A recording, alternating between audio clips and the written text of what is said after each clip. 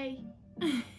So I started this series and I wanted to be really intentional about my year and just planning goals, reflections, things like that. So if you don't know, I started this series. I'm gonna have everything linked below if you want to use the worksheets or if you want to follow along and do it yourself. The worksheets are in the description box below, so I wanted to go ahead and get that out of the way. But today's a really chill day. I'm sweaty from a workout. I have my tea, a straw because I want my teeth.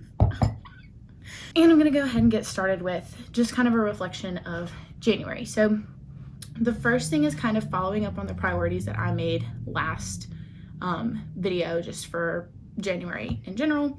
I felt pretty good about them just because it was 1 month to focus on just 3 things. That was really helpful for my brain to just narrow it down to 3, like just focus on 3. And I felt like I cooked a lot at home. I ate a lot of meals at home. I definitely spent less eating out, and it definitely felt more like a treat when I did eat out. So that was really a good thing that I definitely want to also follow into February. I'm getting adjusted to waking up early.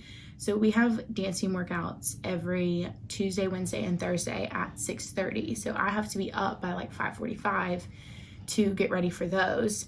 And getting adjusted to that is definitely new. So I wouldn't say that I'm adjusted to it or like done with it, but I'm definitely working on it and getting there. I am still on track with most of my schoolwork, so that feels really good.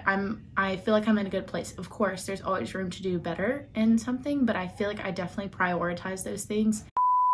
The next thing is big moments in January. I got to see some friends, like I mentioned before.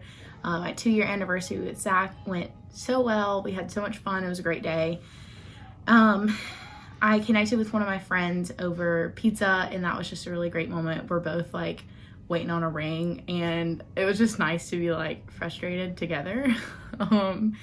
And then I switched over, actually in January, I switched over to a new department at work. So instead of being in the communications department where I work, I'm now in the marketing department where I work, which is great because that's my major and that's really exciting. And then, big moments were never meant to just be a good moment. Like it could be a bad moment. That was big. And for me this month, Zach and I got in a really big fight. And we settled everything. We usually do settle everything. That's not really a worry for us. I like that we argue about stuff because it means that we're passionate about something. It also means that we usually get to the end of that conversation knowing each other better. But I did want to kind of document that, I guess, and just remember like that did happen. And I want to remember that happened because I want to do better next time. What are you proud of this month? I actually went to the gym so much this month and was really active. And last semester I was really bad about getting in the gym and really bad about being active. And as a result, my eating was terrible. So everything just kind of got out of hand. But I'm really proud and really happy that Zach is coming with me to the gym. And so that really like gets me in the gym, gets me excited. And doing dancing workouts in the morning too. So we do like workouts, but also practice as a workout in itself. And so I've been spending a lot of time in the gym, but I don't think I'm tiring my body out or like exhausting myself with it. It's just fun. Describe this month in 3 words. I would say tiring because waking up early is not my strong suit. Active because I've just been in the gym, been doing dancing rehearsals and just kind of trying to live a little bit more active. It's a lot more of a domino effect for me. If I'm active in other ways, it trickles into everything else. If I'm not active, then that trickles into everything else too. So walking to class is like a joy for me now because I get to move my body for 10 minutes. And then new, just a new department, a new phase of life I feel like I'm in with this like weird transitional stuff that's happening. And so I definitely feel like things are really new right now. So a person that made a difference in my life this month, I couldn't just do 1, so I did 3. So a friend from church named Stephanie Reynolds, she's been so great about just pouring into me and pouring into Zach and our relationship. And she's prayed over us and just like been a really pivotal person for me, somebody that I really felt comfortable going to and talking to. She's a very like no judgment person. And I love that about her. I feel like we need more people like that in the church. Jordan Ball, there's just something else about sitting down with somebody that's in a very similar stage of life to you and like ranting and venting and being sad that just is like, amazing. And then Sammy Butler, this was the married couple that we went to see kind of in the middle of the month, and just being able to sit down with a girl and talk while her husband, my boyfriend, chilled and did whatever, was just so much fun. So I think that she definitely like spoiled me in ways that I don't think that she even knows about, but I really appreciate her for it. Something that I learned, and I won't make this a huge thing, but I just learned so much about God's grace this week or this month, and so much about how uncomfortable it is. I always thought grace was a cute word. I always thought hope was a cute word. And my name is Grace. Like, I just thought, what a pretty word. And it's really not that pretty. Like, it's actually really uncomfortable, because in order to receive grace, I have to understand that I can't do it myself. And I don't want to come to terms with that. I don't want to know that. I want to think that I can do it.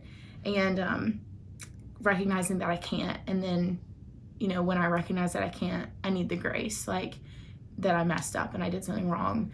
And so that's been a really uncomfortable thing. It's definitely something I've been learning though. So, and then describe a moment that brought you a lot of happiness. Kind of two things, just really simple. Like, I don't think this has to be big, but like just sitting in service on Sunday, and it was this past Sunday, just sitting in service with Zach. I was leading that Sunday. So like I sang in service, and then I sat with him. We listened to this bomb sermon from my pastor.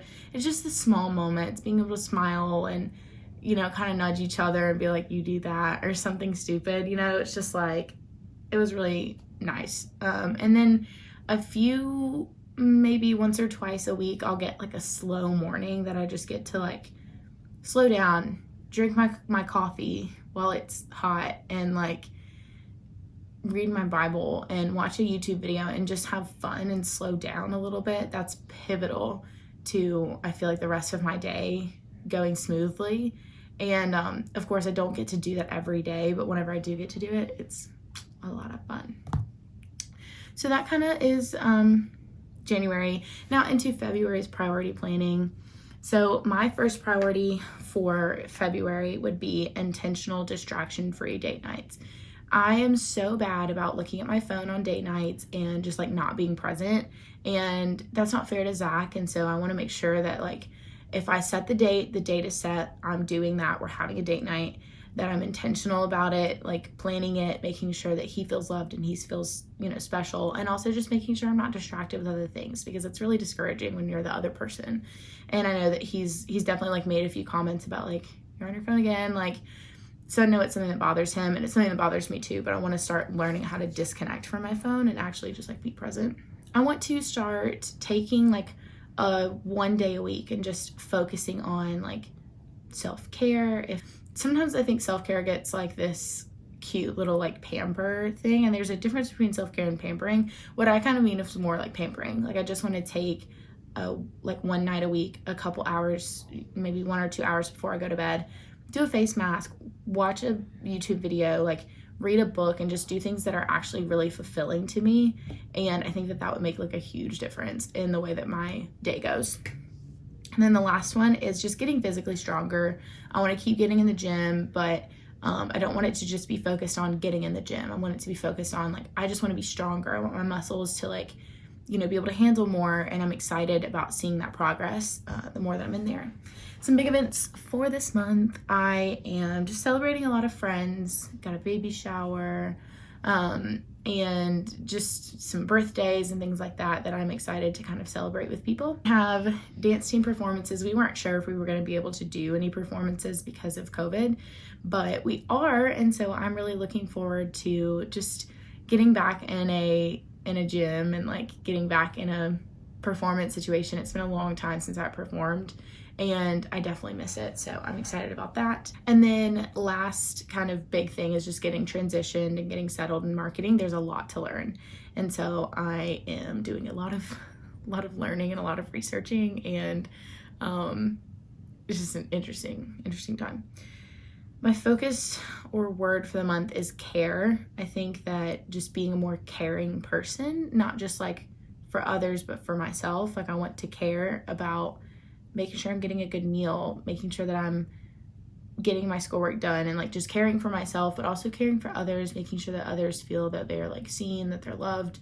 and that they're like cared for. I think that that's something that people miss a lot. My affirmation for the month, and this kind of goes into like, I'm saying this because I know I'm not the only one. Like, I know I'm not. And I'm not about to sit here and be all like shy and timid. Like, I love Zach so much and I'm gonna marry this man. There's literally no questions. So, but she's bare. She's looking real light, you know? Like, I would love something heavy on this hand, perhaps. But I've been really bad about it. And I want to start reining it in and just kind of being happy where I'm at, but also like trusting Zach, trusting God that they know what I need and they know when I need it. And it's going to happen at like the perfect moment. And if I ruin it, you know, for myself just because I couldn't get my mind right, then that's not fair to anybody involved. And so my affirmation was just that I trust the one who's in charge of the timing of my journey. And that's for everything, but especially. And then lastly, my self-care focus just kind of goes back into the priority. I just want 1 hour, maybe 2 hours a week of just me time. Like, put away the phone, put away the distractions, and just focus on me, read a book, do things that actually feel fulfilling and make me feel motivated. And that's the plan. So all of these are in the description box below. I think they're hooked to a Google Drive, so it'll take you to a like Google PDF and you can download it from there and work on it yourself if you love planning. I think the next video that I'm going to do is actually like a weekly vlog, so if you want to see that, then you can subscribe and it will pop up in your YouTube inbox. So I hope that you have a great February. I hope that you have an awesome January, and I'll see you in the next video. Bye. Oh, my hip popped. Ow. My roommate's watching Riverdale, so it's kind of loud. Not loud. They're just smashing stuff, so. I got a text message. I trust